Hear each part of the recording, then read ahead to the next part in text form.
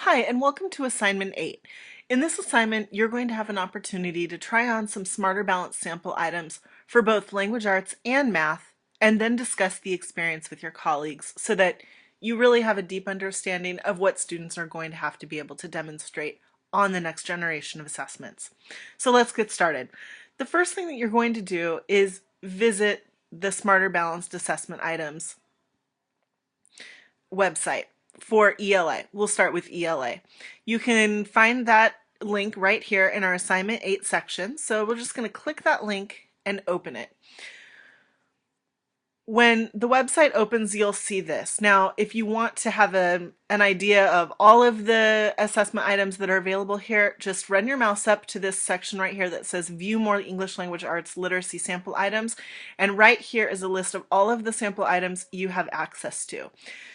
We're going to ask you to explore 3 to 4 of these sample items today. Any ones that you want, just don't do the performance tasks yet. We'll get to that in a later section.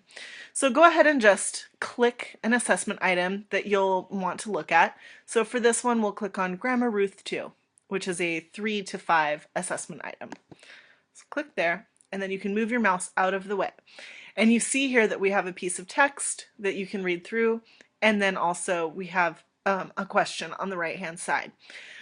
When you're looking at these assessment items, what we're going to ask you to think about is, first of all, what skills do students need to demonstrate? And then second of all, how are these assessment items different from maybe what students are currently being asked to do? And in order to do that, we've developed a note sheet for you to help hang on to that thinking. And so if you need to open up the note sheet, you can go back into the Assignment 8 area, and it's right here, Note Sheet Experience Sample Items. You can click on this, again, download a copy of it, print it so that you can handwrite on it, or it's a Word document so you can bring it up on your computer and then actually type directly into it. So go ahead and bring up the document. We have one that's already up for you. And when we look at this, like I said, we're going to be looking at what skills students need to have. So in this particular assessment item, students are rereading a section of the passage, and then they need to click on 2 phrases from this paragraph that help them understand the meaning of the word scarred. So if we're thinking about the skills that students need to have in order to be able to do that successfully, one of the things is that they're going to need the stamina to read a long piece of text. If you look at this piece of text, it's relatively long.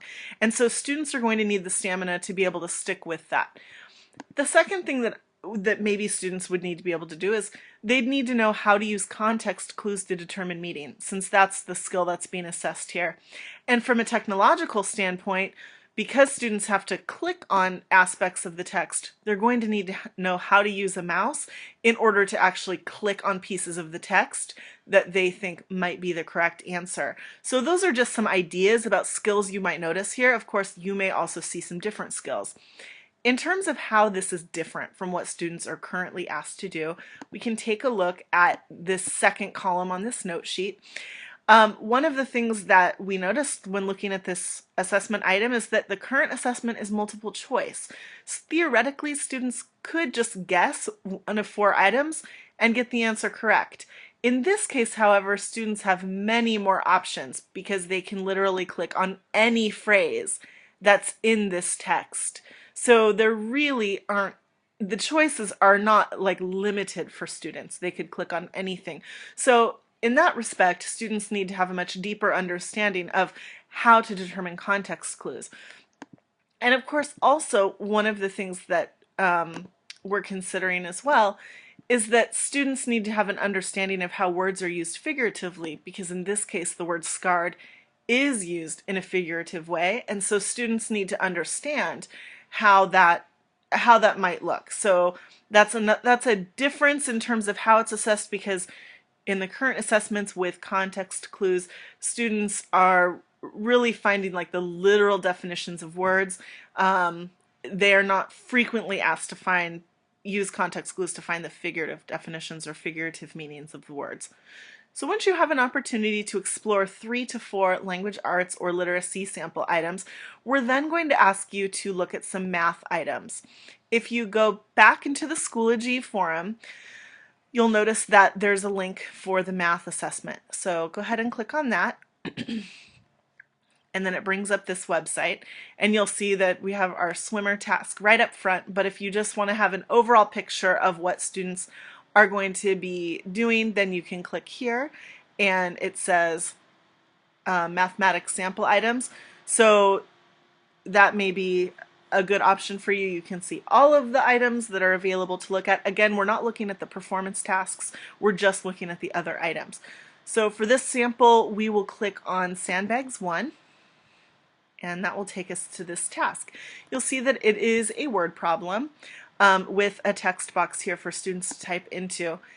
And then we're going to also go back to the note sheet, because again, our goal here is to look at what skills students need to have in order to complete this task, but also how these items are different from what we're currently asking students to do on assessments. If you scroll down past the ELA section on the note sheet, you'll find an area for math.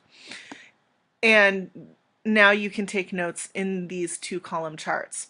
One of the skills that we noticed when looking at this particular item is that students are going to potentially need to know multiple ways to solve problems, because this is kind of a complex problem for students, and so they may need some different strategies for that, including perhaps drawing a picture. Maybe it would help students to draw pictures of the sandbags and try to figure out if Jamal could shift the sand back and forth. So that's one thing that we wrote down here. Since students have to actually write for this task, it's also really important that students know how to write about their mathematical processes and justify their reasoning using mathematical language. And that's very clear because it says here, explain whether Jamal can pour sand from one bag into the other so that the weight of each bag is less than 50 pounds. So students really have to think about and write what they're thinking about in these constructed response items. In terms of how this is different, one of the things that is very obvious is that currently students are required mostly on assessments to produce algorithms and to solve algorithms. So there aren't a lot of these problem solving situations. Instead, students need to have like a correct answer. They're not expected to explain their thinking or their reasoning in any way.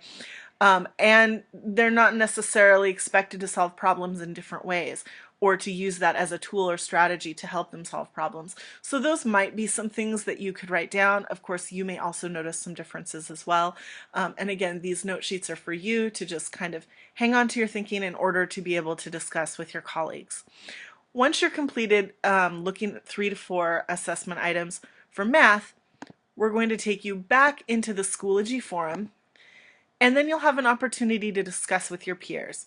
So if you click this next button here, it takes you directly into the Assignment 8 discussion.